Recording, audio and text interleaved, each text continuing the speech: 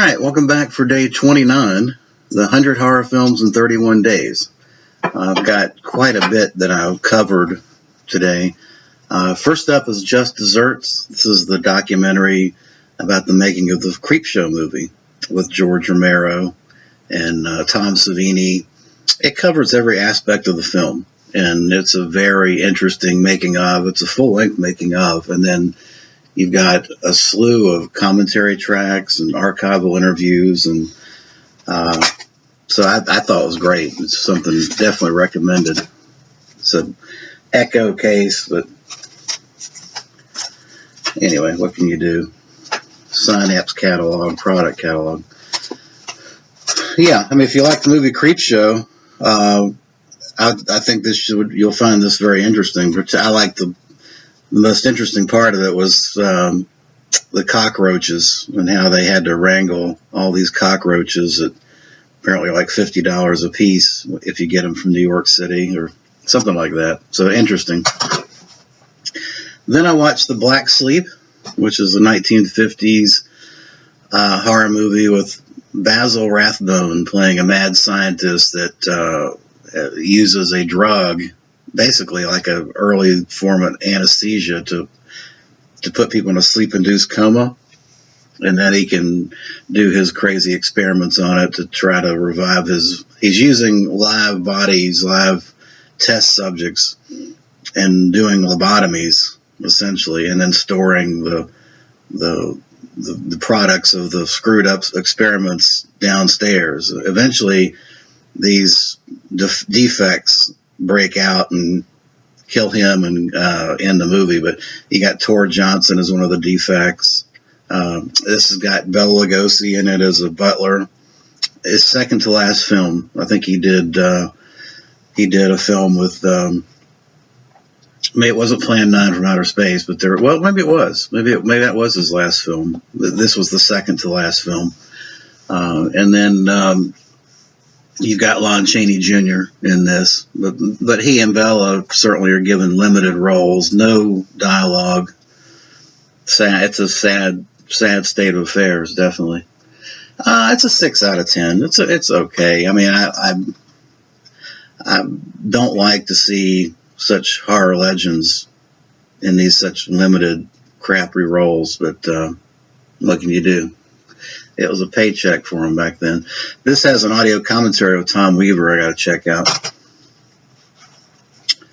Then I watched the Scream Factory Blu-ray of Shocker. I've already got this on DVD, but I went ahead and picked this up. The picture quality is excellent, no doubt about that. I think Shocker, Shocker to me it's Wes Craven ripping himself off. It's Nightmare on Elm Street, just with a different character. But it's still, having said that, I like it. I mean, I think Mitch Pileggi did a great job as the serial killer in this thing. I thought the only thing I don't like about this one is the last 20 minutes where it just gets kind of silly. I mean, when they're traveling through the TV set and all these different scenarios, and I think it was almost like Wes Craven was kind of having a laugh sort of deal. But I thought the build-up, everything that led up to the final climax was good stuff, typical of Wes Craven. A lot of audio commentary track with Wes Craven, 2 audio commentary tracks, director of photography. This one's got the music of Shocker, interviews. So, yeah, it's typical Scream Factory release. Really good. Then I watched The Eye, which is, I watched that on Amazon Prime, I think. That's the Wang Brothers 2002 movie, Korean movie.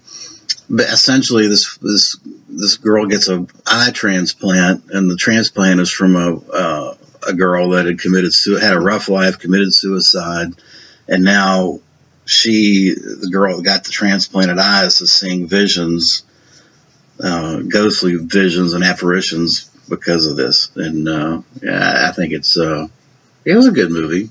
I think it's very common It's very much similar in that Asian Grudge and Ringu and things like that. I mean, it's very along those similar veins to me. Just a ghost movie. I give it a 7 out of 10. Then I watched a batshit crazy movie. This is Sonny Boy, 1989. David Carradine is a transvestite or cross-dressing. He's just a cross-dresser.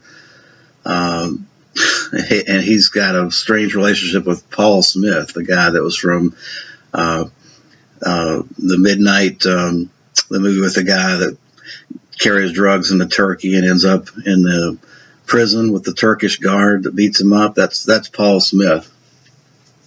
And Paul Smith is basically kind of a Tony Soprano of this town. He just runs roughshod over everybody and everything. They inherit a baby unexpectedly. Brad Dourif's in this is Weasel, and he accidentally brings a baby into the mix, and they raise the baby like a wolf, like just an animal. So you got this human that's basically raised as an animal that they torture it and they use it to kill people, and then the baby turns on them eventually. Crazy batshit movie. I loved it. 7 out of 10. Highly recommend this. Scream Factory release. It's got 2 audio commentary tracks. Yeah, that's Sonny Boy. And then last up is Frightmare, which I'd say it's a 6 out of 10. This guy named Norman Thaddeus Vane directed it, who also directed Dracula Sucks. So I think he's done a broad range of strange movies. He also directed a movie with Tony Curtis, script writing and things like that. So basically what you got here is a guy that's reminiscing an aging actor he kind of is a cross between Vincent Price and Christopher Lee, I think. And he comes back when he dies, he comes back from the dead and gets revenge on all his fans in his mansion, attacks them. It's okay. It's a good 90-minute waste of time, if you will. A lot of extra features, commentary track. But I thought it was okay. It's not a world beater, but a workmanlike 80s horror film, let's put it that way. Okay, well that was day 29, and I will be back again for day 30 and 31 as we wrap this thing up. Thanks.